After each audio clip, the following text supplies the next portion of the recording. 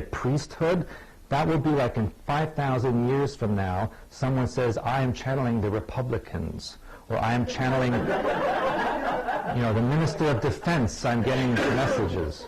Same thing. If the ancient Hebrews were here, they'd be rolling on the floor laughing about the whole thing. Okay. And so, we have to speed things up a little bit, because they're going to get the hook. Break? I don't need a break. Do you need a break? Or do you need a break?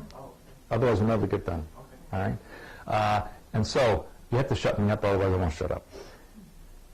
And so, be careful about what you believe in, because most of it is not what you think it is.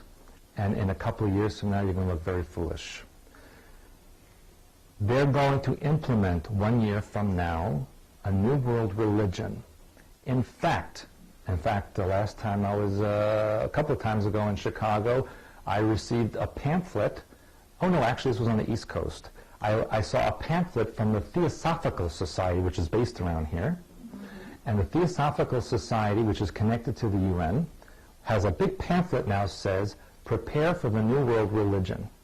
They're handing that out now at their organization. That will include a god and a goddess. They will actually have a new Christ figure, which they will call Emmanuel. And who do you think the female figure or the female icon will be? Diana. That's why she has been set up as a goddess, complete with glass coffin and private island for viewing. So we're back to a polytheistic religion again. Yes and no. Let me get to that. In fact, just a few months ago, a woman released a book that she channeled, and she channeled Diana. The second that she died, Diana went to this woman and started talking to her. And Diana told her that in a past life, she was the grandmother of Jesus, making her right away the Holy Mother of the Earth. So, there you go. She's already set up as the Holy Mother with Emmanuel. And very shortly, if not imminently, people will start seeing images of Diana appear to them, along with the Madonna. Because they're really going to be mother and daughter, aren't they? And so, that's already started happening. Now, people have said, well, if Christ comes back, how are you going to prove it, that it's him? There's already Baptist groups and charismatic Christians who are claiming or demanding that now that cloning is available, they want to clone Christ. And the newspapers have accommodated this, by the way. And they said, you know what? We figured out that if Christ was cloned based on the genetics of that time, he's not going to look like what you think he's going to look like.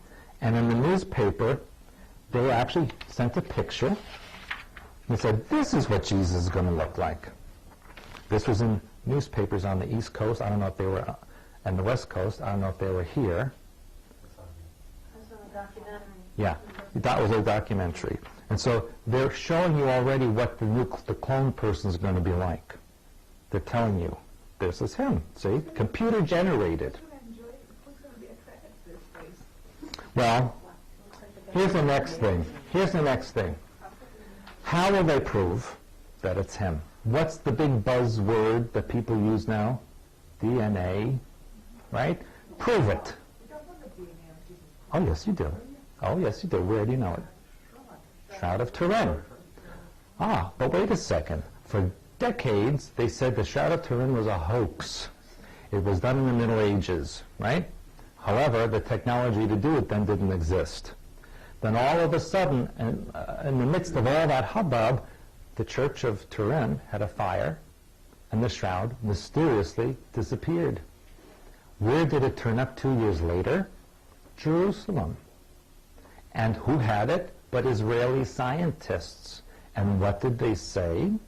They said they examined the Shroud of Turin, and in it they found pollen samples that were at least 2,000 years old and could only have come from the Middle East of that time, thereby verifying the authenticity of the Shroud of Turin, including the bloodstains on it. So if you take the bloodstains and you match that DNA to this guy, they're going to be a match. So what will the public say when this person's genetics is identical to the Shroud of Turin? What will people say? It's God. It's Jesus. And what's Jesus going to say? That the New World Order is my new holy empire. And Diana, my grandmother, is the mother of the world. And who's going to say no? And what happens if you do say no? Well, what happened last week? What did they do last week for the first time, which I warned you about 3 years ago? And everybody laughed at me. What did they do in Florida last Friday? A week ago today. You do read newspapers in Winfield, don't you? They implanted the first human beings, at least officially, with chips, microchips. The first human beings, supposedly, but we know that's been going on for a long time. And now, what did Condoleezza Rice say?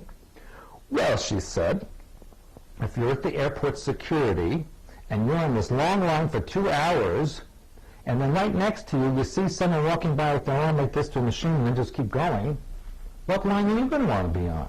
That's what she said. The iPass line. Yeah, there. Just stick it in there. You don't even need your passport. You need your wallet. Nothing. Just stick your arm. Just like they can with the iPad. Yep. So you went through this toll, that toll. And then it's going to come to a point where if you don't get that, what are you hiding? What did Bush say? Either you're with me or you're against me. You cannot think for yourself. You can only do what I tell you, otherwise you're a terrorist. So if you don't get that, what are you hiding? That's coming next. They've already in New York City decided to implant newborn infants with it because they've been having kidnappings from the hospital. So what mother wouldn't want a LoJack in her baby? What kind of a mother are you that you'd let your kid out like that without a chip? Well, didn't that technology start for dogs, lost dogs? Yes, yes, absolutely. And imprinting into your mind that this is necessity and requirement. Remember how they operate. Create the situation and then provide the solution that you want, only make the public think they wanted it.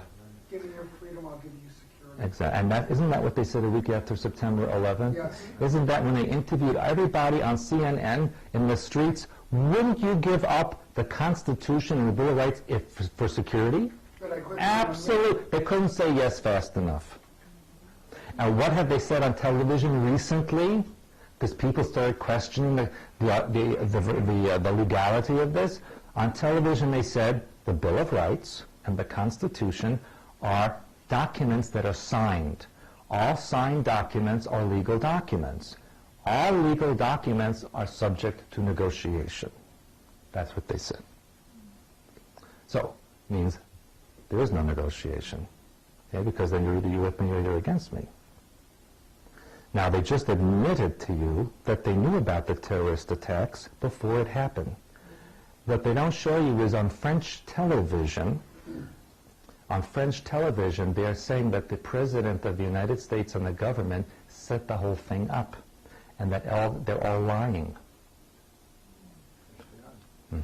Of course, what happened to some of the people who believed in that in the French elections recently? They're out. And so, leads me to the next important point, and that is what happened on September 11th. What was that all about?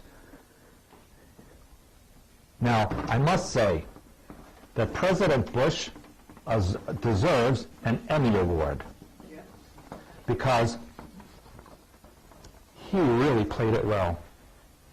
Complete with the tears and the nervousness and all that stuff. Of course, he doesn't really have to go too far to act. You know, they did ask him a few weeks ago what his favorite book was. Did you hear about that? They asked him what his favorite book was ever. He said, oh, when he was a little boy, his favorite book was The Hunger